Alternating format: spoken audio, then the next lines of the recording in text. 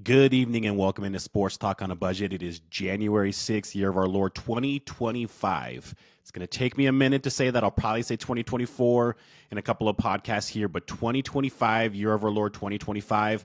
Before I go ahead and dive into the show, just let me remind you, as always, please like and subscribe right down here. Smash that like, smash that subscribe. Sports Talk on a Budget is the name. May have a name change coming here soon, but I'll let you know when that happens.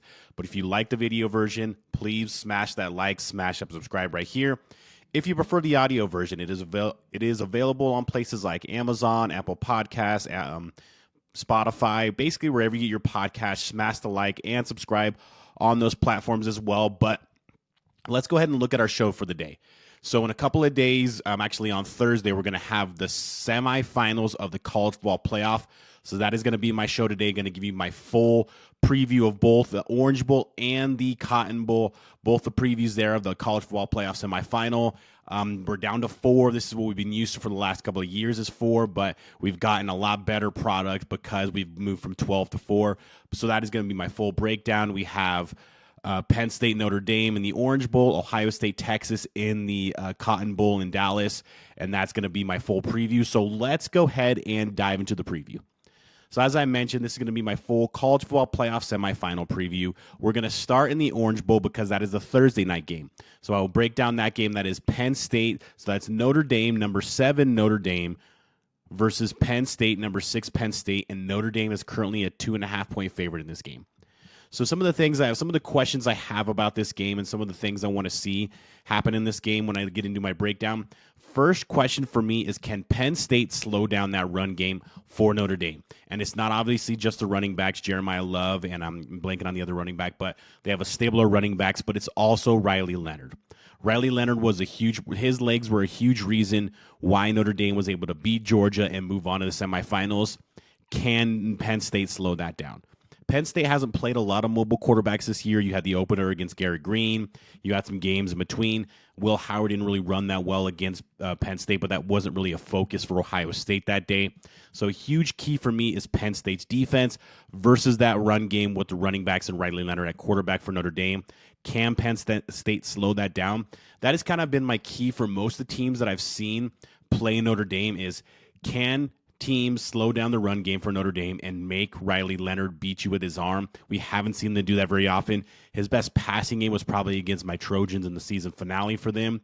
But still, can Penn State limit them to get them a little bit one-dimensional and make Riley Leonard beat them with his arm? He's not a great passer. He's not great from the pocket. But if he can run the ball and get downhill and create plays with his legs, he is in his comfort zone, and there could be a very long night for the Penn State defense. And then looking at the other side of the ball for Penn State is that offense. Is it just going to be the Tyler Warren show? Is it going to be Katron Allen, Nick Singleton running the ball? Or can they get any kind of production from their wide receiver position? Got some production in the Boise State game, but mostly it was Tyler Warren and the running backs out of the backfield. Tyler Warren is, of course, the best receiving threat for this Penn State team, but the next best receiving threats are the 2 running backs. And this secondary for Notre Dame is a very good secondary. They're a little small and undersized, so Tyler Warren should have the advantage there. And Notre Dame likes to play man. They get into a lot of man. They think, okay, I'll lock up your guys. I'm not going to have an issue. The only real issue they've had is the last game against USC, where USC was able to throw out 4 pretty solid wide receivers and pretty much had their way, had over 300 yards receiving in that game. So Notre Dame's comfortable playing against a team like Penn State with their kind of a layout of their team. The only question is Tyler Warren. And does Notre Dame double Tyler Warren? Do they kind of play like a zone over the top and kind of bring the safety over the top? Penn State moves Tyler Warren a lot. They put him in the backfield. They put him in the slot. They put him out at wide receiver. They move him all over the field. So can Notre Dame match up with Tyler Warren and make Drew Aller find other weapons in the pass game? That'll be a huge key for me as well. And then a huge key is injuries for both these teams. You have Abdul Carter, probably a top 5 pick in the NFL draft, one of the best players in college football, one of the best pass rushers in college football, if not the best pass rusher. He's not questionable for this game. He's going to play. But what is his status? Is he 50%? Is he 60%? Is he 75%? How close to 100% is he? Because they're going to need him not just in the run game, but to rattle Riley Leonard when they do throw the ball as well. And then Jeremiah Love, the number one running back for Notre Dame, his status is questionable as well. He got banged up in that Georgia game. Now they can run the ball with other running backs and, of course, Riley Leonard. But Jeremiah Love is their best running back. If he can't go or if he's compromised a little bit in this game, that could be a big factor as well. So that's something to watch as well. At the end of the day, to me, this is going to come down to the quarterbacks. This is going to come down to Drew Aller and Riley Leonard. I know that defenses are going to play well. You have a good defense on both sides for Penn State and Notre Dame. I'm pretty sure they're going to make plays. There's probably going to be a couple takeaways for both sides. Not worried about the defenses. Not worried about the running game. You know they're going to run the ball well for Notre Dame. You know Penn State's going to run the ball well with their two-headed monster in the backfield.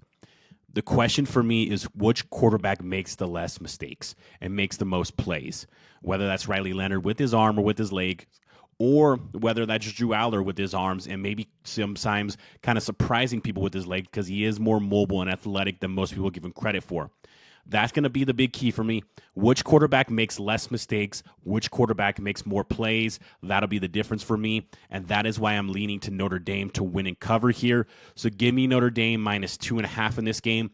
I just like the trajectory of this Notre Dame team right now.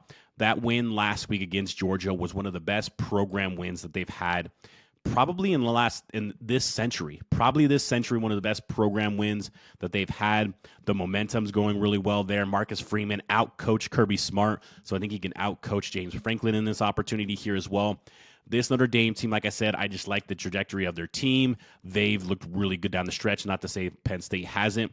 Just like the way that Notre Dame has played, and they play their style of ball, and when they can get you into their style of ball, they will beat you playing that way. So like I said, that's why I like Notre Dame to win and cover. Give me Notre Dame minus 2.5 in this game.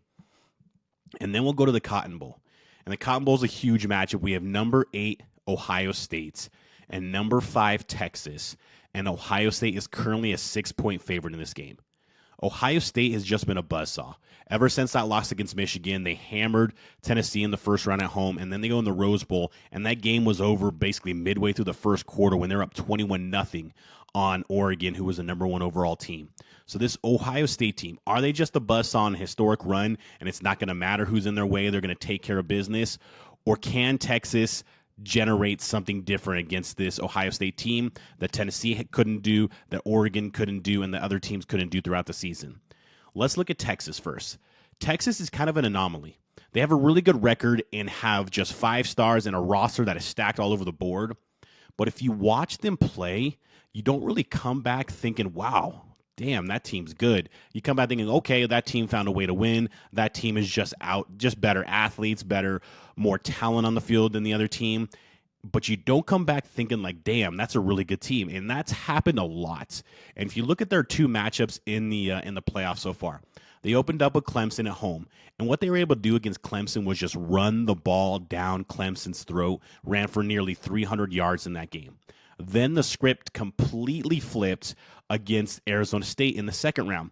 They got 53 yards of rushing in that game, had to rely on Quinn Ewers, had to rely on special teams, got a punt return touchdown, had to rely on Arizona State making mistakes and kind of sputtering in the red zone, and they were able to come out with an overtime victory, but wasn't exactly an impressive overtime victory when you put together the fact that they were double-digit favorite in that game against Arizona State. So question marks for this Texas offense. Quinn Ewers. What Quinn Ewers are we going to get?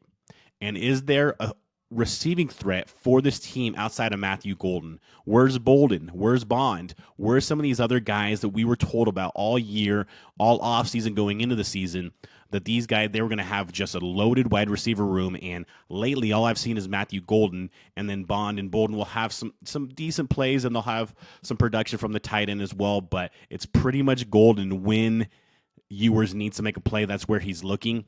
Can they have any sort of production from other players on the field? Because you look at that Ohio State defense. Caleb Downs is maybe one of the best 3 players in the country right now, and is going to be a bona fide top 5 pick when he comes out next year.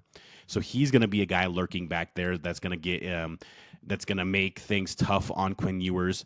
And then they have other good safeties and good corners on the Ohio State defense as well. Ohio State is actually the number 1 ranked scoring defense in the country and have been that for most of the season. So can Texas generate a run game and get get a little bit more balance, unlike what they had against Arizona State? And can Quinn Ewers have a better game in this game against Ohio State? Ohio State gets after the quarterback, one of the highest sacks team in the entire country was Ohio State. Actually, I think they're number 1 in sacks in the entire country. Can they get after Quinn Ewers? Can they rattle Quinn Ewers? If you watched him play both games against Georgia, he was rattled in both games, especially the first one. And in the SEC championship game, he got rattled in big moments as well. Ohio State brings that same level of talent along the defensive line that Georgia has. So they're going to be able to get after Quinn Ewers. And does he get rattled? And can they kind of take him out of his game? So that's a huge question mark there. And then Ohio State, do they just continue to be a buzzsaw? Is it just Jeremiah Smith, Emeka Egbuka? You have the backs out of the backfield in Henderson and Judkins. And does Will Howard continue this? Will Howard, his best 2 games that he's played, probably in his college career, you could argue, are the last 2 games. You could argue the best 2 games in his whole college career, going back to Kansas State and at Ohio State now, have been these last 2 games. Does he continue that just dominant run he's been on? He's got the horses out there, of course, like I said, Jeremiah Smith, Carnell Tate, Emeka Egbuka, the running backs out of the backfield, and Henderson and Judkins. They just have a litany of talents along that offensive side. Do they stay hot? And does Will Howard stay hot? I tend to think that they do. But Texas actually does match up pretty decently. Texas has some guys on the back end that are pretty good on the back end. You got Makuba, you got a couple of corners that are pretty good, Taff at the strong safety position. They have some good players on the back end, and that's probably the strength of their defense is their secondary. So can they match up with those wide receivers? You're not going to match up with a guy like Jeremiah Smith, but can you slow him down a little bit? That's a huge question mark as well. And then can they get any pressure on Will Howard? Because we've seen throughout the season, whether it was the Michigan game, whether it was the Nebraska game, whether it was the Penn State game at times as well, if you can get after Will Howard, get him a little uncomfortable, you can rattle him as well, just like Ohio State could do to Quinn Ewers. That's going to be a huge key. Because if Texas can't get after Will Howard and he could just pick them apart with just, like I said, the litany of talent that he has at the receiving positions, Ohio State's going to run away with this game, and it's going to look very similar to the 2 games they've already played against Tennessee and Oregon. So huge question marks for Texas. All the pressure is on Ohio State because they're coming in as the heavy favorite. 6-point favorite is big in a semifinal game when they're actually the lower seed. That's a big spread. The game's in Dallas, so does that give any kind of edge to Texas since they're not that far in Austin? They should have the fan edge, but Ohio State fans travel, and they travel well. You saw a ton at the Rose Bowl, and the Cotton Bowl is a hell of a lot closer to Ohio State than the Rose Bowl is. So I expect there to be plenty of Ohio State fans, and I think they're back engaged. The Tennessee game got them kind of maybe half, maybe 2/3 engaged. That Oregon game's got them back fully juiced, and they're one of the biggest fan bases in the country, and they could smell a national title with this team because they're the odds-on favorite, and they're the odds-on heavy favorite right now to win the national title. So Texas, can Texas generate any kind of run game?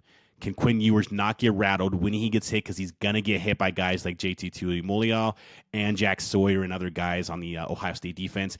Can he stay the course and still play consistent football? And Ohio State. Can Ohio State can't just continue what they do, what they have been doing? Like I mentioned before the Rose Bowl, when Ohio State plays at their ceiling, they're by far the best team in the country. They've played at their ceiling the first 2 games of the playoff. Can they play at their ceiling for the 3rd straight game? I believe they do. So give me Ohio State to win. Give me Ohio State to cover. Ohio State -6 wins and moves on to the national championship. That would set up Ohio State versus Notre Dame, which is just a dream matchup for college football. If that is the case, I will break that down next week. But that is my picks for today. I have Notre Dame -2.5 to win and cover. Ohio State -6 on both the favorites to win and cover over Texas. Thank you again for watching and listening. This is Sports Talk on a Budget.